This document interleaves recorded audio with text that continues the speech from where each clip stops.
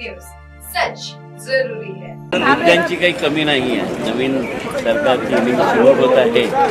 काल पत्रकार परिषदेत आम्ही मुख्यमंत्री पाहिली, परंतु विदर्भातल्या ज्या समस्या आहेत त्या समस्या मागच्या 5 वर्षापासून जशाच्या तशा आहेत। समस्या असतील म्हणजे आज आम्ही इथे पाहिलं की महानगरपालिका ही सगळ्या शहरावर नियंत्रण ठेवते, पण एखादी आग जर लागली तर 800 पदांपैकी फक्त 120 लोक कार्यरत आहेत। आगीच्या कुंडात हे शहर आहे आणि अशा वेळेस या पदांची निर्मिती करणं, शेतकऱ्यांचे प्रश्न आहेत, शेतकऱ्यांच्या आत्महत्या, शेतकऱ्यांच्या भावाला मिळणारे प्रश्न या सगळींकडे दुर्लक्ष होत आहे। मला वाटतं याच्या परिस्थितीत सभागृह हे 3 आठवडे चाललं पाहिजे, ज्यामुळे या प्रश्नांवर चर्चा होऊन काहीतरी निकष होईल। नुसती चर्चा होऊन नाही चालणार, तर या चर्चा झाल्या विदर्भातल्या त्या चर्चांवर काय झालं याचं फलितसुद्धा अधिवेशनाच्या शेवटी मिळायला पाहिजे। आणि म्हणून मला वाटतं की हे अधिवेशन 1 आठवड्याचं न राहता जवळपास 3 आठवडे राहिलं तरच हा सरकारचा एवढा खर्च होणारा पैसा हा उपयोगी पडला असं म्हणता येईल। हा विरोधी पक्ष नेता नाही सभागृहात। मंत्री म्हणून पहिल्यांदा विधिमंडळामध्ये पाऊल टाकलेला आहे। राज्याचे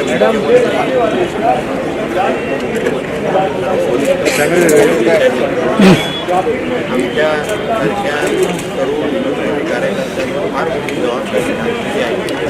महाराष्ट्र सगळ्यांना पुढे घेऊन जाण्यासाठी, ताकद देण्यासाठी, संरक्षण करण्यासाठी जास्त माझ्या पदाच्या माध्यमातून माझ्या खांद्यावर टाकलेली जबाबदारी ही 100% कशी प्रामाणिक पद्धतीने पार पाडता येईल या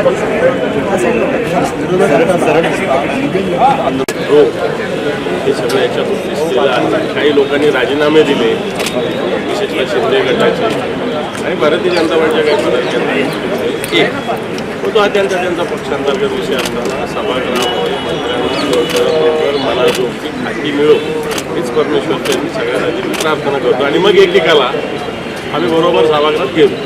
ईव्हीएमच्या विरोधात तुम्ही आक्रमक आहात। बिलकुल ईव्हीएम हे सरकार ईव्हीएमचंच सरकार, सगळ्या गोष्टी जर बघितल्या माणसाला या माणसाचं जनमत होतच नाही। या सरकारवर घेण्यामध्ये सर, कालच्या शपथविधीनंतर शिंदे गटातील काही आमदारांनी नाराजी व्यक्त केली। इतकंच नाही तर उद्धव साहेबांबरोबर अधिक मान मिळाला असं म्हटलेलं आहे। त्याच्यासाठी ठाकरे गटाचे सर्वांनी खूप असते। मला असं वाटतं मानसिकता आहे। मी सांगितलं राजीनामे सुद्धा दिलेले इंटरनल पक्षांतर्गत काही देतील आणि काही बॅग बांधून पुन्हा आपल्या मतदारसंघात आपल्या गावाकडे कालच नाही। बाहेर माध्यमांवर चर्चा करण्यापेक्षा विधिमंडळामध्ये चर्चा करा, तर तयारी आहे का विरोधकांची? देवेंद्र माध्यमांची विधिमंडळात चर्चा करा, बाहेर माध्यमांवर चर्चा करण्यापेक्षा। बिलकुल करू ना, या सामोरं या आमच्या एकेका प्रश्नाला उत्तर द्या, फक्त खोटं बोलू नका। कारण सातत्यानं तुम्ही खोटं सगळी माहिती मोठा आणता, प्रत्यक्षात झालेलं काहीच नसतं। साप म्हणून होईल तुमच्याचा प्रकार करत मला असं वाटतं आमची तयारी। त्यांनी तुमच्यावर खोटेपणाचा आरोप केलाय, कारण की मागच्या अधिवेशनातला लेटर फक्त ईव्हीएमचा मुद्दा ऍड करून दिला यावेळेस, असं त्यांचा आरोप आहे। नाही, चला त्यांचीच मागच्या वेळेची भाषणं ऐका तुम्ही आणि ते झालं का एवढंच विचार, बाकी काही एसटी महामंडळाचं पडलंय की एसटी महामंडळामध्ये जी भाडेतत्वावरती घेतली जाते त्याच्यामध्ये बऱ्याच अनियमितता आहे। एसटी महामंडळात माझ्याकडे जी माहिती आहे 1300 बसेस भाडेतत्वावर घेण्याचा निर्णय झालेला आहे। याच्यात अधिकारी आणि सरकारमधील काही लोक काही एजन्सींना हे भाडेतत्वावर बसेस देण्यासाठी टपून बसलेले आहेत। कारण मागच्या काळामध्ये विथ डिझेल जवळपास 47 रुपये किलोमीटरनी गाड्या उपलब्ध होत्या आणि आता विदाऊट डिझेल जवळपास 41-42 रुपयांना गाडी मिळते। याचा अर्थ डिझेलचा भाव 5 रुपये का फक्त, याचाच अर्थ आज अधिवेशनाचा पहिला दिवस आहे। विदर्भातलं हे अत्यंत महत्त्वाचं अधिवेशन आहे आणि विदर्भाला प्रामुख्याने न्याय देण्याकरता विदर्भातील शेतकरी कष्टकऱ्यांना न्याय देण्याकरता आणि विदर्भाची संस्कृती होण्याकरता या अधिवेशनाचं महत्त्व आहे. नागपूर कराराप्रमाणे या अधिवेशनामध्ये खास करून विदर्भातली जनता जी मंत्री महोदयाला भेटण्याला येणार आहे, मंत्री महोदयाकडे येणार आहे, त्यांच्या साहजिक अपेक्षा आमचं सरकार पूर्ण करेल. आणि सरकारने जो मॅनिफेस्टो दिला आहे, जाहीरनामा दिला आहे जनतेच्या विकासाचा, तो जाहीरनामा सरकार पूर्ण करेल. खरं तर विरोधकांची पायाखालची वाळू घसरली आहे. त्यांनी आता थोडं आत्मपरीक्षण केलं पाहिजे, आत्मचिंतन केलं पाहिजे. जर ते EVMवर दोष देऊन आपला वेळ काढत असेल तर यापेक्षाही वाईट परिस्थिती पुढच्या काळामध्ये विरोधकाची होईल. आत्मपरीक्षण न करता केवळ एक जनतेमध्ये कन्फ्युजन करून EVMवर आरोप करून जनादेशाचा अपमान विरोधक करता आहे. जनादेशाला डावलतात आहे. जनादेशाचा अपमान करणे म्हणजे संविधानाचा अपमान करणे. संविधानाने जनतेला मतदान करण्याचा अधिकार दिला आणि तो मतदान केल्यानंतर जनतेला या पद्धतीने क्रिटिसाइज करणे म्हणजे EVMवर दोष देणे म्हणजे मतदारांच्या विश्वासार्हतेवर त्या ठिकाणी प्रश्नचिन्ह निर्माण करणे आहे. आणि म्हणून विरोधकांनी किमान काय वस्तुस्थिती तपासली पाहिजे, काय कारण काय त्यांना या ठिकाणी त्यांची अवस्था ही झाली हे तपासलं पाहिजे असं मला वाटतं. सर, परभणीच्या मुद्द्यावरती एक राऊत आरोप करते की आंदोलकांना बेदम मारहाण केलेली आहे. निष्पाप महिला मनोरुग्ण जो जाणला जातो आहे 25 एकराचा शेतकरी आहे आणि त्या दिवशी जो बांगलादेशी हिंदूवर होणाऱ्या अन्यायाचा विरोधात जो मोर्चा निघाला होता त्या मोर्चामध्ये हा पवार नावाचा मनोरुग्ण होता आणि त्याच आंदोलनाच्या नंतर त्याच वेळेस तो पोरगा तिथं गेलेला आहे. आता एक हा मनोरुग्ण होता, मग बाकी बांगलादेशच्या हिंदूवर अन्याय होणाऱ्या मोर्चामध्ये किती मनोरुग्ण असतील याचा अंदाज एक काल आपल्याला मिळेल.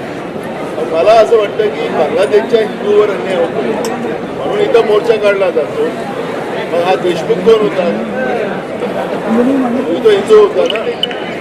मग हिंदूला हातपाय कापून त्याच्यावर जखमी करून त्याच्या शरीरावर मृत्यूच्या नंतर नाचणाऱ्या मानसिकतेला काय म्हणणार आपण? कोणत्या हिंदूची गोष्ट करताय कोण? या प्रश्नाचं उत्तर द्यावं लागेल. मला ते घटना कशी झाली त्याचं मी तुम्हाला विश्लेषण मांडलं. त्यावेळेस हिंदूचा मोर्चा निघाला होता बांगलादेशी ज्या हिंदूवर अत्याचार होत आहे त्या अत्याचाराच्या विरोधातलं जे आंदोलन होतं तिथं हा होता पवार. तो त्यावेळेस बाबासाहेब आंबेडकरांच्या प्रतिमेजवळ गेला. तिथं त्यांनी संविधानाची विटंबना केली. ही घटना ते तशी आहे. त्याच्यामुळे हिंदू कोणत्या भारतातले हिंदू सुरक्षित नाही. बीडमध्ये जी घटना झाली आपले लोक सुरक्षित नाही आता. असे अनेक प्रश्न या ठिकाणी निर्माण होणार आहेत. पण मी तुम्हाला सांगतो की या सगळ्या घटना परभणी बीड या घटना EVMचा जो मुद्दा मातकनवाडीच्या आणि महाराष्ट्राच्या जनतेने जो उभा केलेला आहे त्या विषयाला डायव्हर्ट करण्यासाठी पोलिसांच्या माध्यमातून कोम्बिंग ऑपरेशन करून हे सगळे विषय डायव्हर्ट कसे करता येईल त्याचा प्रयत्न सरकार करत आहे का असे मुद्दे या ठिकाणी निर्माण झाले. सत्ता पक्ष म्हणताय की EVMवरती तुम्ही वारंवार जेव्हा तुम्ही निवडून आलात लोकसभेमध्ये तेव्हा EVMचे मुद्दे आपण का उचलले नाही, आता का उचलले? काय सांगतोय तो तुम्ही ऐकता वेगळं आहे.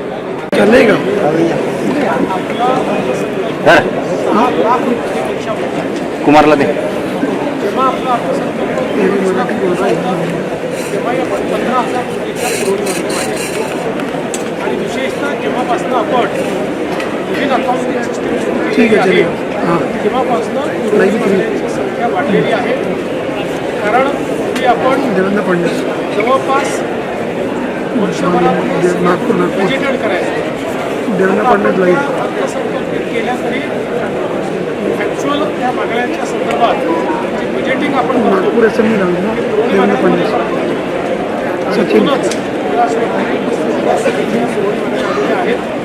योग्य चर्चा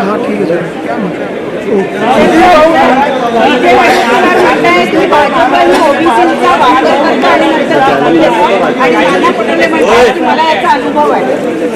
ओबीसीचा वापर करून दिला जातो.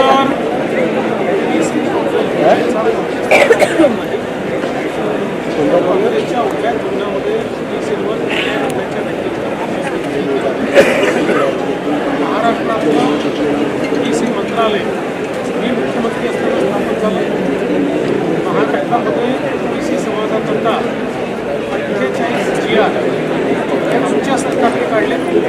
मी आणि शिंदेसाहेब असताना महायुतीची स्थापना असेल, 52 हॉस्टेल असतील, शिक्षणाची व्यवस्था असेल, PhDची व्यवस्था असेल, वेगवेगळ्या प्रकारे विदेशी शिक्षणाची व्यवस्था असेल, रोजगाराची व्यवस्था असेल, सगळ्या बाबतीतली कामं ही महायुतीच्या सरकारने हमी केलेली आहे.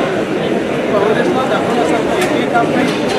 देशामध्ये देखील इतक्या वर्षांनंतर ओबीसी समाजाला या ठिकाणी संवैधानिक दर्जा हा मोदीजींनी दिला. जवळजवळ 60-65 वर्षानंतर मेडिकल जे ॲडमिशन आहे त्याच्यामध्ये ओबीसींना आरक्षण साहेबांनी दिलं. आणि आजही आपण पाहू शकतो